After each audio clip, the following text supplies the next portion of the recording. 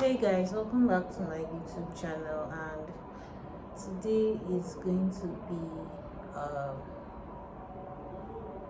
sad story time. Yeah, sad story time. I just hope I don't cry because I'm kind of emotional and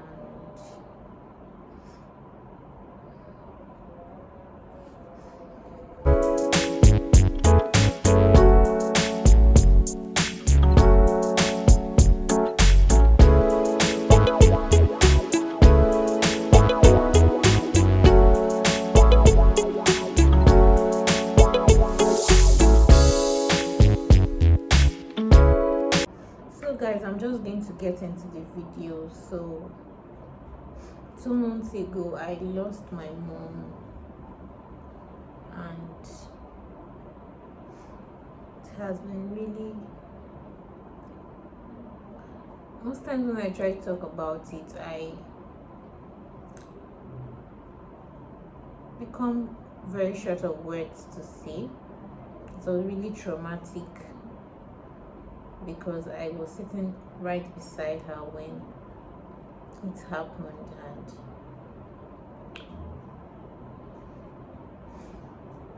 okay.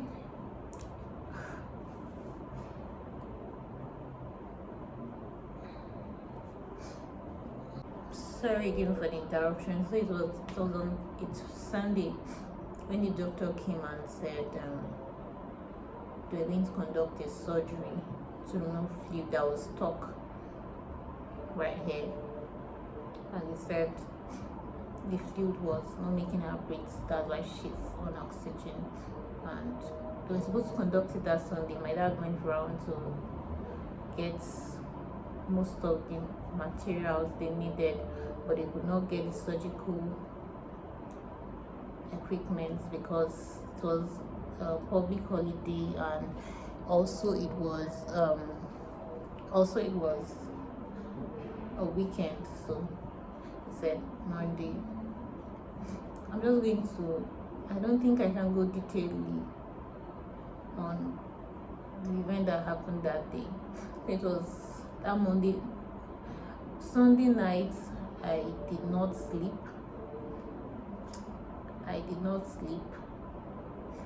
She did not sleep. It was,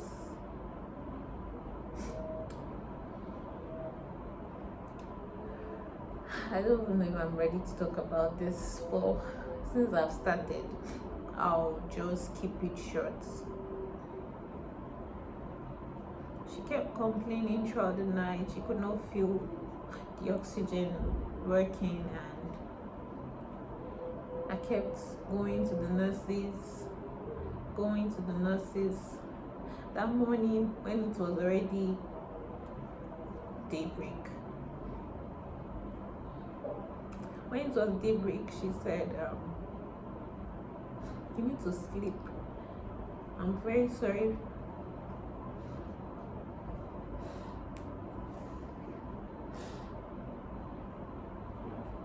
She said, you need to sleep. I know you've not, because of me, you're unable to sleep throughout the night.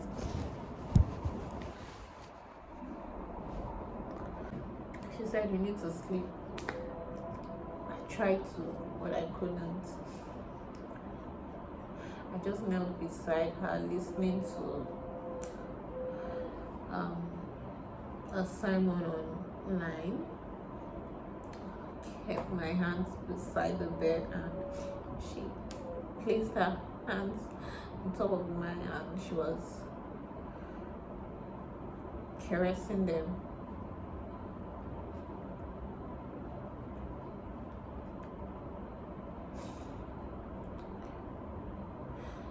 So she asked that, she said, I was actually crying then because it's kind of heartbreaking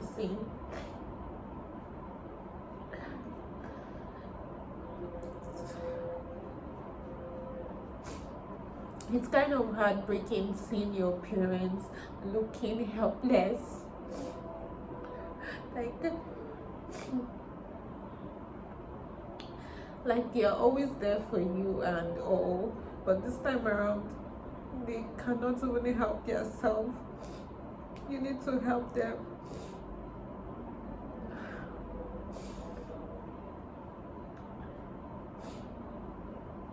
She said, why are you crying? Stop crying. I'm fine, I'm fine. Not long after, she asked me to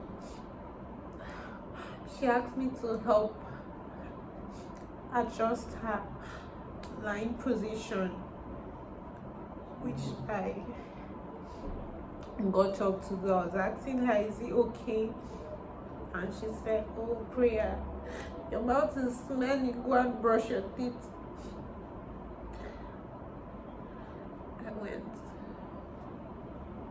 I left her. I went to brush.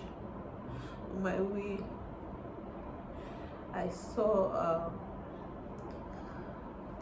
one of those attendants, and I was like, oh, you've not brought the dressing equipment for the surgery. And the man just started yelling at me, saying what was, just saying a lot of things.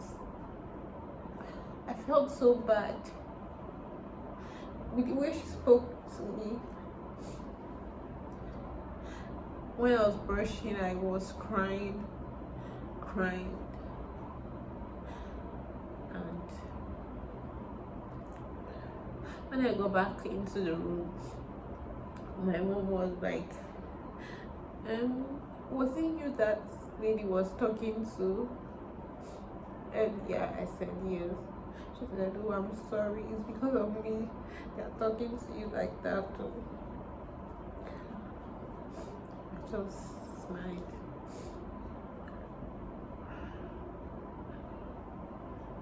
Not long after, the doctor came and they were about to start surgery. They had to inject her.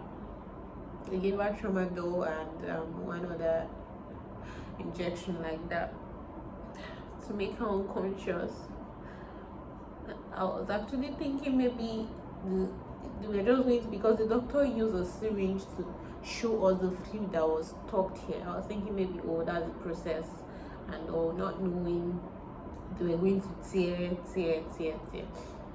So they asked I sit down beside her and support her while they go through the process. I was sitting right beside her, sitting by this side, and the doctor was by the other side. He started tearing. I was not looking. I had faith that it was going to be a smooth process. It was in the ward. I had faith it was going to be a smooth process. Everything would go so well, and I had plans. Oh my god, I'm so sorry.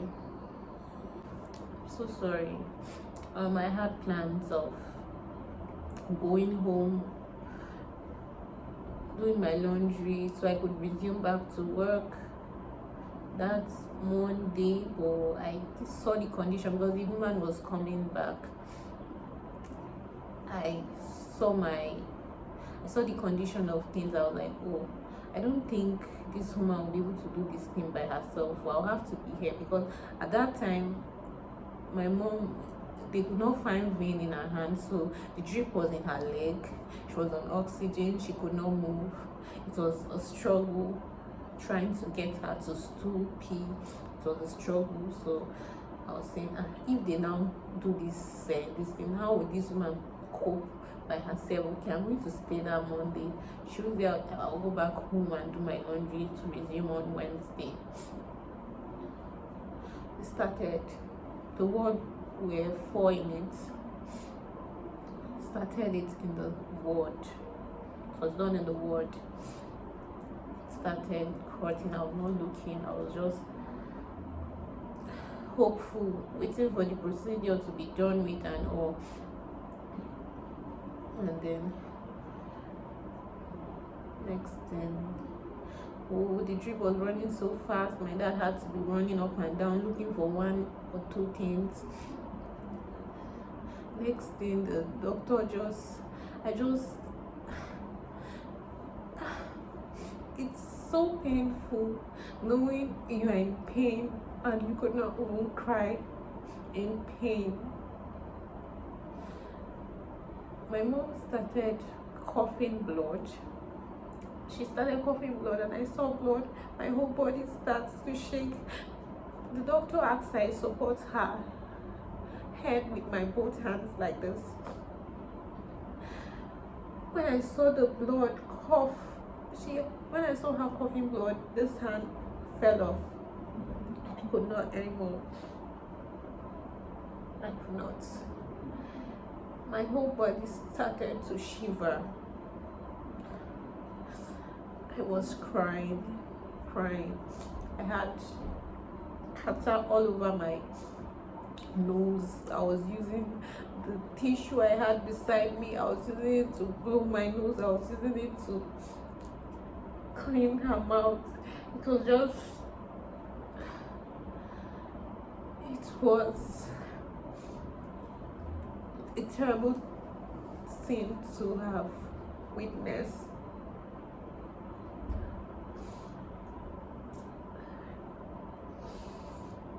Oh my god, I think I'll need to get a tissue or something. Sorry guys, it's really a hard thing doing. I know a lot of people are going through pain, going through loss, going through a lot of things that they do not talk about. And I feel it, I know it. So the doctor just said he just touched the lungs and he had to run to the IUC or ICU to prepare a place. It was the doctor assisting him that was there with us, and my mom is coughing blood. Next thing that happened was she falling down to my arm with a faint cry of and that was it. I brought my hands, I touched her, I could not feel any pulse. I told the doctor, I feel she's not breathing, and he said no, already what was kept in her hand already stopped making noise. He had to call the doctor to inform him. The doctor came back with other doctors. They asked me to stand up and they asked for mats. Gave them mat. They placed my mom on the floor and they were trying to get her back.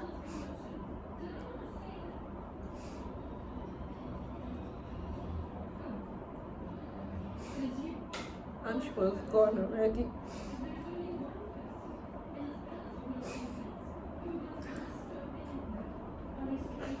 She was gone already. He asked me to give them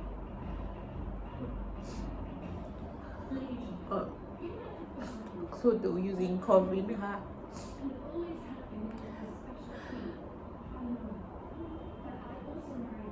And I did.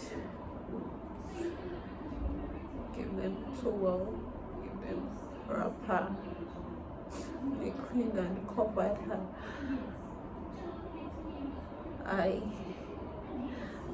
My legs could not hold me down. I sat on the floor in pain.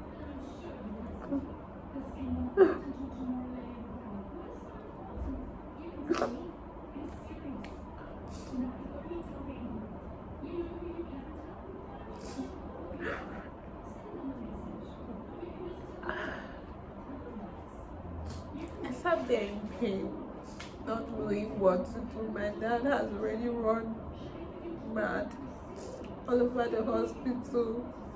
I was the only person there. I had to be strong at that time. I just knew I had to be strong. I sat out there.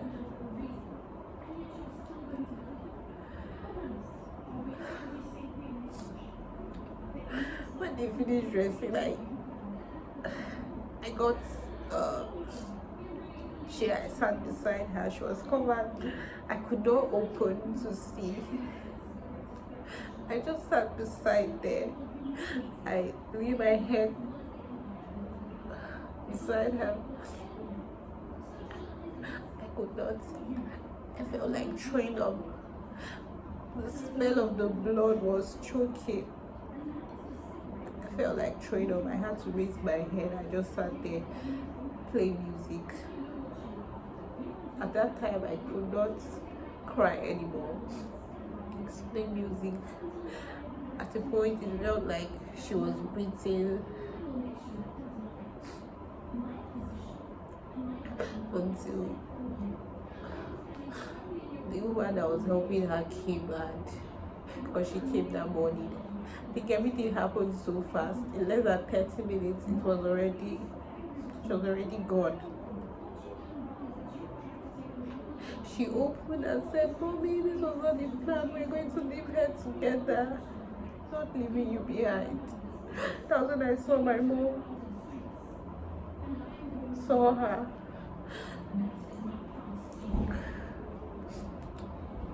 I had to be there. I felt I was still sitting there. I felt so much stiffness in my legs. I could not feel. I was beginning not to feel them anymore, so I had to stretch. Stood up, walking out. Saw the mortuary attendants coming, and I had to go back because they were picking my mom. They were going. We picked her. We went to the mortuary. Before getting to the mortuary, so close to the mortuary, the place was stinking. I was like, "Oh, Mommy, you said my mouth was smelling this morning, but this place they are taking you to now, it stinks more than my mouth. You would have stayed to continue perceiving the odor coming from my mouth to being in this place."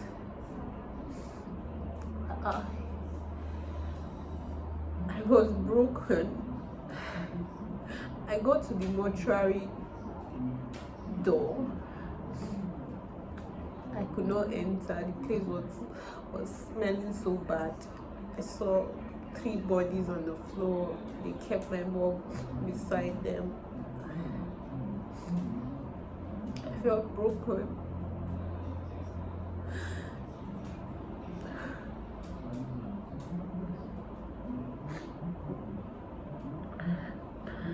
I felt broken.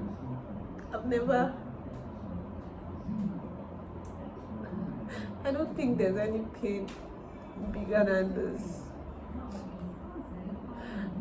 I feel like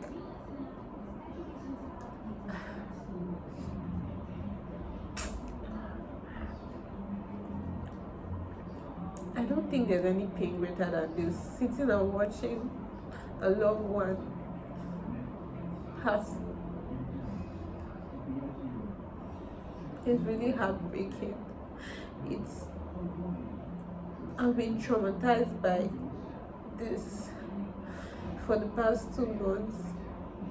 A lot of people see me and like, "Oh, Priya, you're so strong, you look happy, you look this," but they're not with me the times I go through it. It's really hard for me. I think I'll just have to end this video now. I'll talk about it when I feel stronger.